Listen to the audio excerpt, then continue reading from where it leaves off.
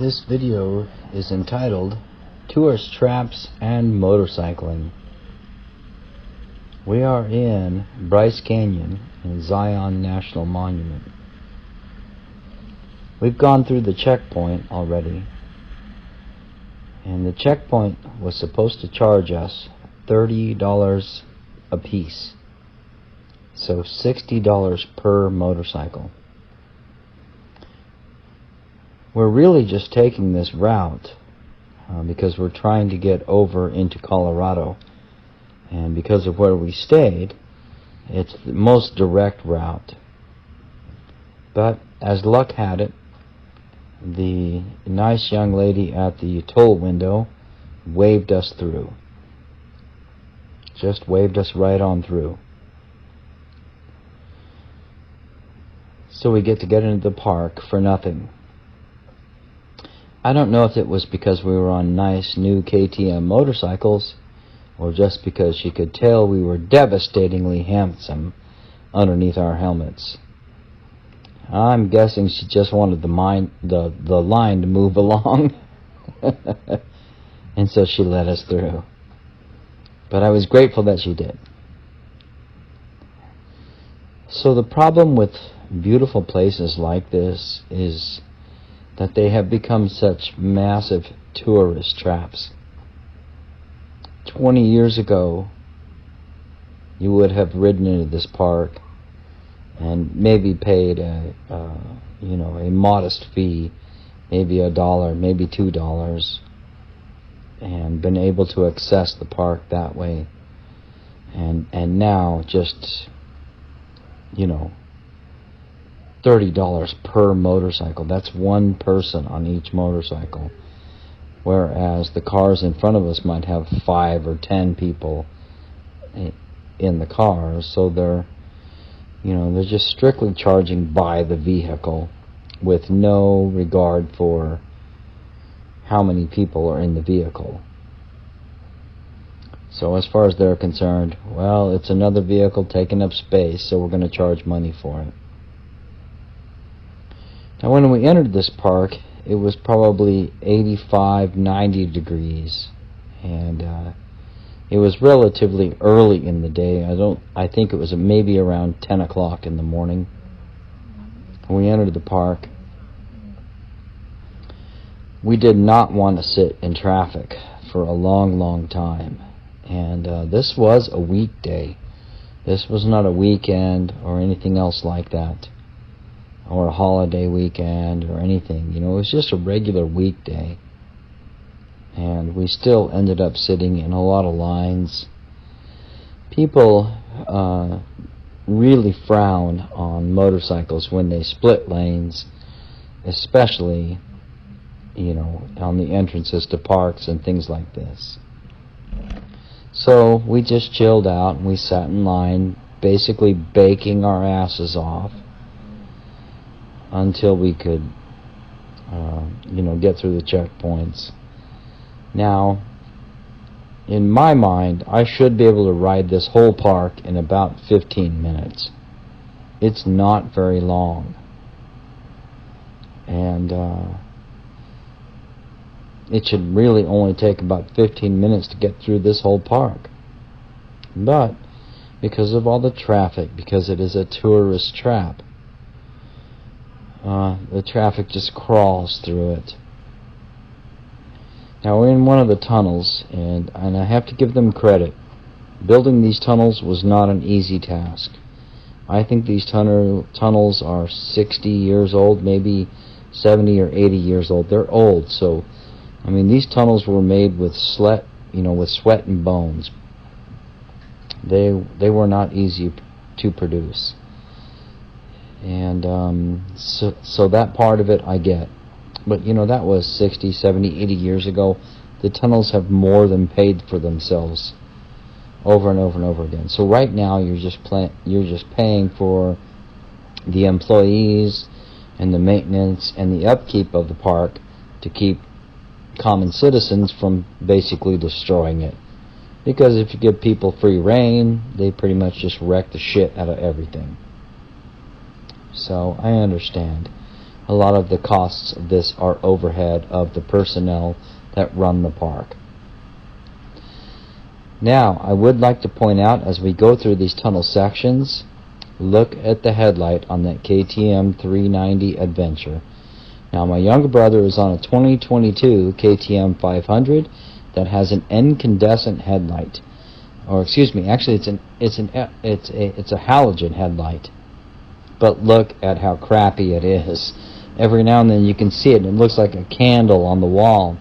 But you see the white, nice, bright white headlight of that KTM 390 Adventure. It's just awesome. It's just awesome. Yeah. These are exceptionally long tunnels. And so I understand it took a lot of money to build these tunnels through all of this stuff.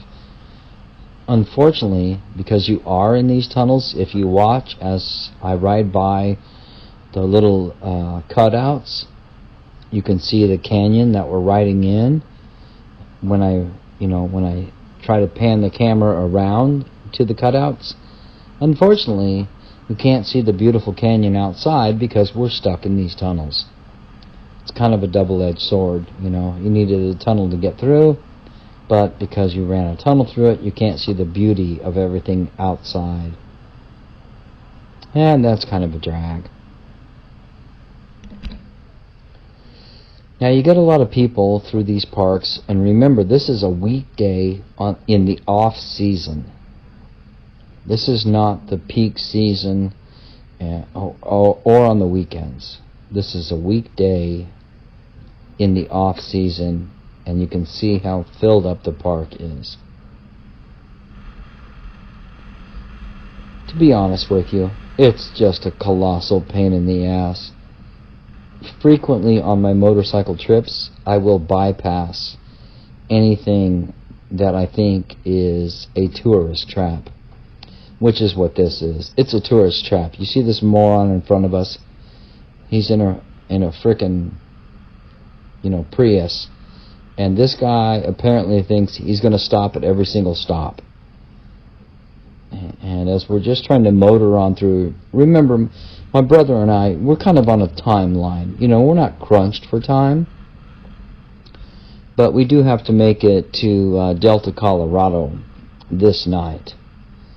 And so we understand folks want to see everything and get the whole experience and stuff of the surroundings, the area.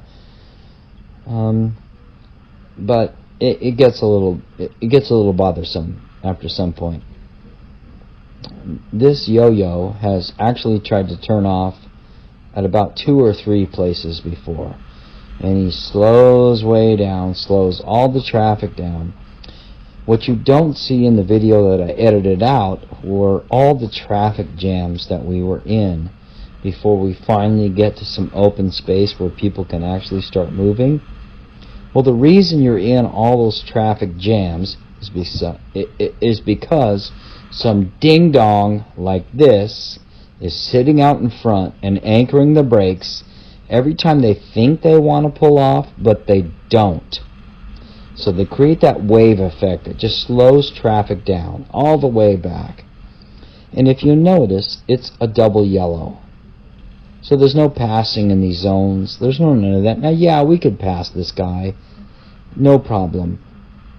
But we do try to ride respectfully and within the rules of the law. This is a national park.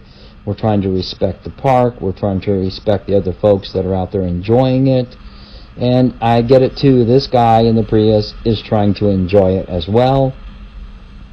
But his idea of enjoying it starts to become a big inconvenience for everybody behind him. So, if you're the guy in the Prius, just frickin' pull off the first chance you get and let everybody else go by you. And then you can motor about and hit the brakes every 8 seconds, We're just trying to get through the canyon and enjoy it as much as we can.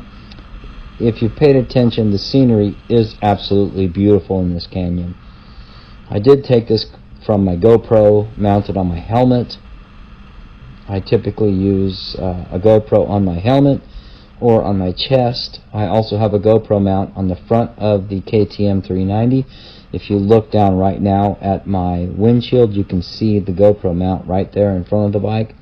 And that's really good for shooting other motorcycles. It's not really good if you're trying to shoot from a first-person observation point, though. See, there was another pull-off. He could have pulled in there, but he did not. He kept on going. What you have to understand is that I don't think you can see my speedometer because the KTM TFT display is pretty bright, so I think it kind of washes out. But we're doing like 10, 15 miles an hour.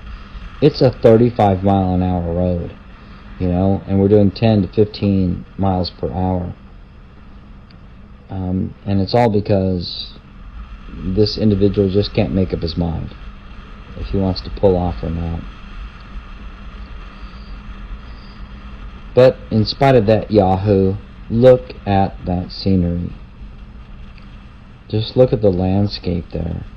You can almost picture glaciers running down that sandstone to cut those grooves in it, you know. And literally thousands of years of rainfall cutting all those grooves. I just love roads like this. I love these kinds of roads so much that I'll ride thousands of miles to go enjoy them, go visit them. Oh, look who found the brake pedal. Frickin' genius. It's an absolutely stunning area, but it is also overrun by people. Just completely overrun by people. And this was a pretty common theme, you know, no matter where we went this year. Everywhere we would go to try to take in the scenery, take in the sights, take in stuff like that, was just so overrun by people. And we weren't even out there after the summer break. You know, we were before the summer break. And so, is everybody's children homeschooled? What the hell is going on? How did all these people come out? I don't get it. I really don't get it. You know, back when I was a kid, in the 80s, you know, you went on summer trip with your family. It started on, you know, late June, early July, and it ended in late September. And now they just seem to be out all the time. And I found this over and over and over again. You know, the beauty of riding a motorcycle is that when we come upon caravans, and we come upon, you know, these long, basically wagon trains of motorhomes, the beauty of the motorcycles is that, yeah, we can pass them. We can pass them all really easy. But I still try to have decorum. I still try to be decent to other motorists on the road. And I understand that if I start passing folks on these double yellows, they're going to start getting pissed off at me. And then I don't want to have to argue with them at the next stop, because the chances are pretty good I'm going to stop about 50 miles down the road to take a pee, maybe have a drink, and then they're going to come lumbering on in, and they're going to have nothing but good things to say about me as I smoke around them on the right or the left, you know.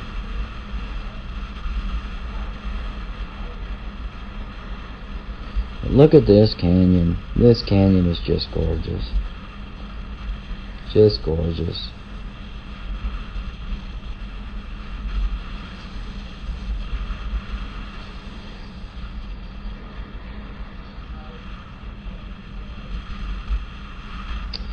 This is going to be a long video. I think my footage run time on this is pushing about, gosh, it looks like 20 minutes, 30 minutes.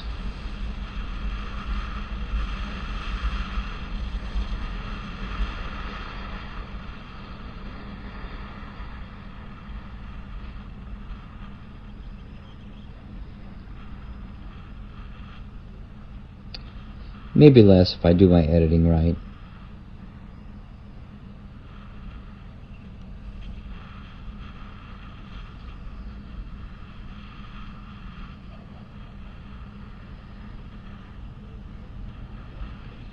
Incidentally, this is in Utah.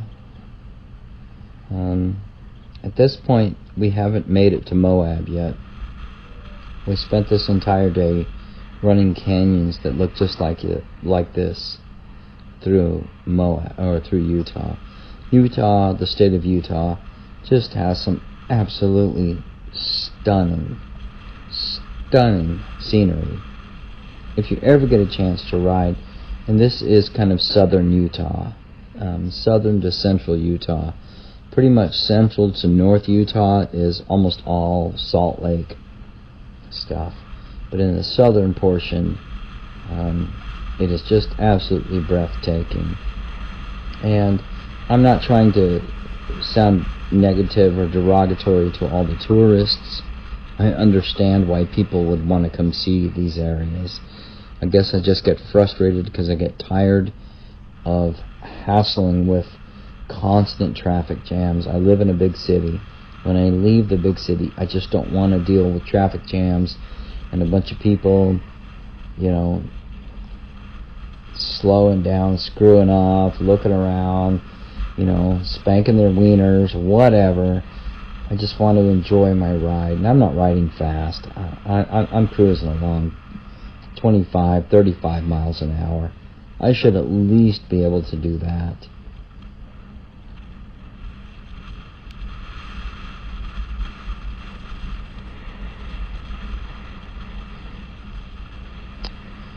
This trip that we're watching here, right now we are about the 1,200 mile mark on this trip.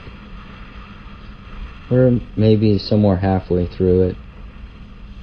When I reached Colorado, my brother had to keep heading northeast to north of Denver, Colorado. And because I kind of ran out of time, I had to start turning back northwest, to get back toward my home. I do have a job, obligations I have to get back to. And now I think at this point we made it kind of all the way through the park. No? Pretty close though.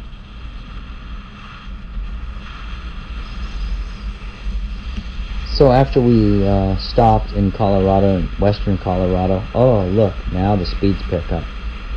Now we can start opening it up. All the traffic just turned off. I mean, I love the scenery, and I really enjoyed the scenery at the speed limit.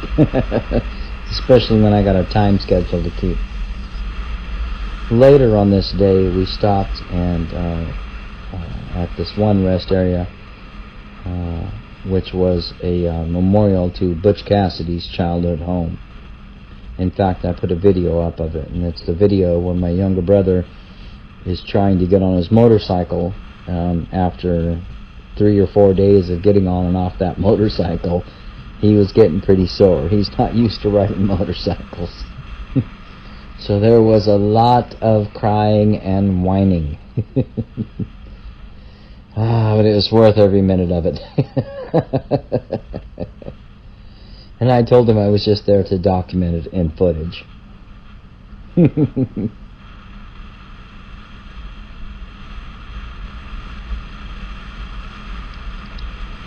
If you enjoyed this video, reply in the comment section, especially about any other scenic routes, especially the Desert Southwest. Those are the areas I love to ride, Desert Southwest USA. Let me know what you think. Let me know where you go, and especially great times to go into those different places. And other than that, keep the helmet side up and be good to each other. Until next time.